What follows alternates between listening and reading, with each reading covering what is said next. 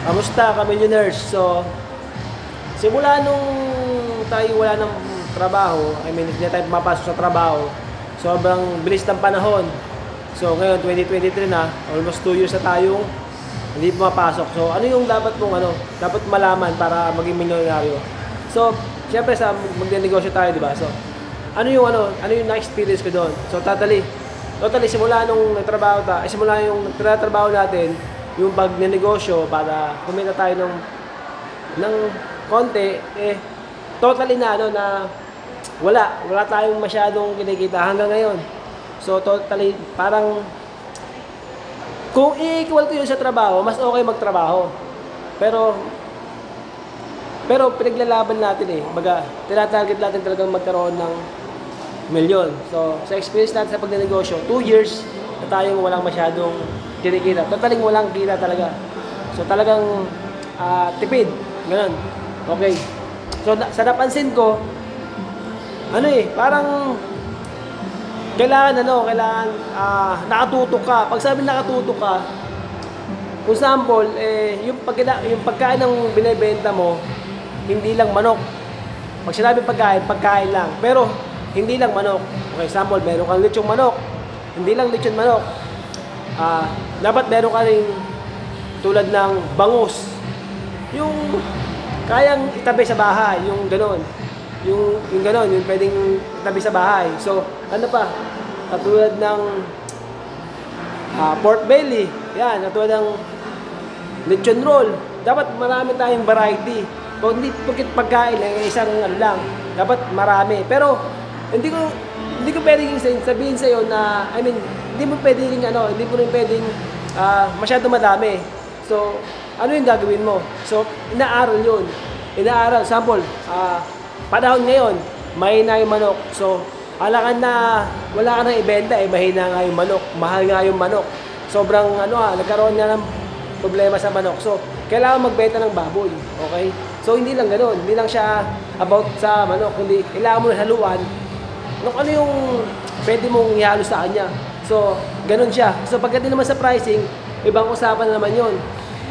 Pag sa pricing is mura, quantity ang labanan. Quantity, pag sabing quantity, ibig sabihin, hindi lang quantity, masarap, tapos quantity. Talagang mura, talagang mapapabili siya sa'yo. Ganon, katulad ng mga ganon. So, ano yung sinasabi ko rito? Ibig sabihin, kung gusto mabilis na pera, pag iikot, mas okay yung mura. Pero mabilis naman yung ikot. So, example, bumili ka ng gas. Yung gas na yon, pwede ka magluto ron. Pagka magluto ka doon, sa loob ng isang buwan, pwede ka magluto. Kung isa lang niluluto mo, yun lang yung kinita mo. Pero kung sa loob ng isang buwan, niluluto mo, 100 manok, o hanggang 500 manok, yun, doon ka makikita. Doon ka nakikita. Pag mabot ka na ng 100. Okay? So, ganun. Ganun yung sistema pagdating sa presyo. Sa gusto mo agad mabili. So, ano yung pipiliin mo? Mahirap na decision, di ba? So, ano yung pinakamahinaw? Lagi kang mag-aaral. Lagi kang mag-aaral. Sino ba yung market mo? Sino ba yung sinusuplayan mo? Sino ba yung binebenta mo? Sample, ang binebentahan mo, magaling sa trabaho. Katulad ng Andox. So, pagdating sa Andox, ano yung mangyayari? So, syempre, kung titignan mo ng Andox, sa paligid niya, buong kanto ng buong barangay, buong city, lahat merong Andox, okay? Yung kaya nilang abutin. Kaya dumami yun, siyempre may mga franchise din yun. So, ganun siya. Hindi siya yung ikaw lang, pera mo lang. Hindi, kailangan mong magparami. Kailangan mong marami kayo. Example, Makati. So, ilang barangay ito niya sa Makati, meron kang Andox doon. May mga Andox doon is 10. 10 na iba-iba yung pangalan doon. Iba-iba yung may-ari. Example lang, may-ari doon, si Richard na lang. Tapos si Richard, yung isang store doon. So, yung isang store doon, si Andox na yun, yun yung sinusupply niya si Andox. Si Richard. So, si Richard, siya yung nagbebenta ng Andox doon. So, ganun siya. Hindi siya totally na siya lahat. So, kailangan, siya lang yung supplier. Si Andox lang yung supplier kay Richard para magbenta ng Andox. So, ganun siya. So, kung marami yun, tuloy-tuloy yung takbo ng kita mo. At hindi lang yun, siyempre, magbabayad din si Richard kay Andox. So, si Andox, kita na naman, mapapalaki na naman yung storage ni Andox. So, pag meron na naman magkakaroon na naman siya ng branding. So, paulit-ulit na ganon. hindi lang dinodominate ang buong Makati, buong Pasig, buong San Juan, buong NCR, gano'n ang sistema. Pero pag nakuha mo yun, doon ka pala kikitang ng milyon-milyon, doon ka pala kikita ng milyon. At yung may malugi man doon, hindi ka malulugi, mismong nag-franchise doon. So gano'n yung sistema. Pag gusto mo talagang kumita pa ng kumita sa pag-negosyo. Siyempre maraming sikreto dyan eh. So, binibigyan lang kita ng idea kung ano yung pinakasapat na para negosyo ka ng saglit, gumawa ka saglit, hindi kumita. So, hindi ka talaga kita yun kasi hindi mo na paano eh, hindi mo napasarap yung pagkain eh. Kung manok hindi mo napasarap eh. Kumbaga hindi bago, hindi siya kumbaga sa ano, walang variety, kumbaga ano siya, kumbaga sa ano, katulad ngayon, 'di ba? Ang pinakamainam walang nagtitinda ng bangos ngayon, walang nagtitinda ng hipon. So, gano'n, paano siya gagawing manok? So, gano'n yung sistema. Kung mapagawa mo yon, yung sistema na yon, syempre maraming tao may pera dyan na handa magbayad sa pwesto at handa magbayad sa tao para pwesto yung tao na yon. So, gano'n siya. Para gusto mo magkaroon ng negosyo, kailangan maikahit mo yung mga yon na magustuhan yung item mo o yung produkto mo o yung negosyo mo. Para bilhin nila, pag-practice sila, pag nag-practice sa'yo, doon ka parang kikita ng milyon-milyon. Siyempre, kailangan pakitain mo muna sa sarili mo. Kumbaga, magkaroon ka ng isang pwesto na talaga ikaw lang yung magbe-benepisyo. Kumbaga, example, San Juan, sikat ka doon, yung sikat yung manok mo doon. So, pwede mo lang i-extend, pagka sikat na sikat yung manok, talaga sikat na sikat, paulit-ulit na binibenta yung ano mo, normal na umiikot yung pera doon. Ibig sabihin, pwede ka na ipra-franchise mo na yung manok mo na yon. So, ganun siya. Hindi siya basta-basta, mahirap siya. Kung paano mo i-umpisa naman yon, sigurado ko mahirap yon. Kasi ako almost na ako, simula 2021, almost 2 years na akong nag-start magnegosyo. So, anong nangyayari?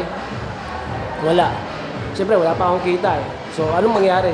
So, inaaral ko siya. So, ang pag-aaral ko, hindi ganun. Hindi siya totally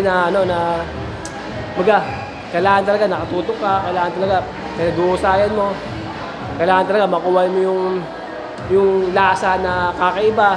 Talagang pagka kumain ka, tuloy-tuloy, talagang hanapin nila. So, yung pricing, sino ba yung target market mo? Mahal ba? O mura ba? Kung mura ba? Kung mura, siyempre, yung siya. Pero siyempre, marami pa rin kumakain ng may kaya dyan. So, ganun siya, ganun yung sistema. So, ano yung mapuprovide mong serbisyo o produkto na pwede mong pagkakitaan, pwede mong magugustuhan ng tao, yung normal. Sample, bigas. Diba? Normal lang yun, diba? Sample, barbecue. Sa barbecue, marami nang yumaman. Diba? May nagpa-barbecue pa rin sa tabi-tabi, pero may nagpa-barbecue pa rin mismong sa loob ng mall. Diba? Katulad ng McDo. May barbecue sa loob doon. Tawag doon, yung isa pa, inang inisan. Yung barbecue grill. So, sobrang dami. Yung yung gulaman na lang, di ba? Tinitinda sa labas-labas. Yung buko. Pero pag pinasok nila sa mga stall sa mga LRT, sigurado ako kumikita ka, di ba? Kumikita. So, paano mo ipapasok yun? Siyempre, kailangan mapaboom yung negosyo. Sa pag-boom nun, mahirap yun. So, pag maboom yun, kailangan mapakalat mo siya. Paano mo mapakalat yun? Is yung question. Kung totoo ka negosyante. Ako, almost 2 years na ako ng negosyo. Hindi pa na ako ganun kabasta sa negosyo. Kasi, kumbaga, konti pa lang yung natin. Gusto ko makakakuha ng makatarget ng 1M. So, yun ang kaya millionaire tip yung vlog natin. Yun lang. Kung nagusto mo itong vlog ko, ano man yung comment man ano yung matutunan mo rito. Kung meron man o wala. Para mas malaman ko. Para malabas ko yung gusto kong sabihin. Kasi yung iba, sinisikreto ko pa. Mga mahalihing pa sinasabi. So, yun lang.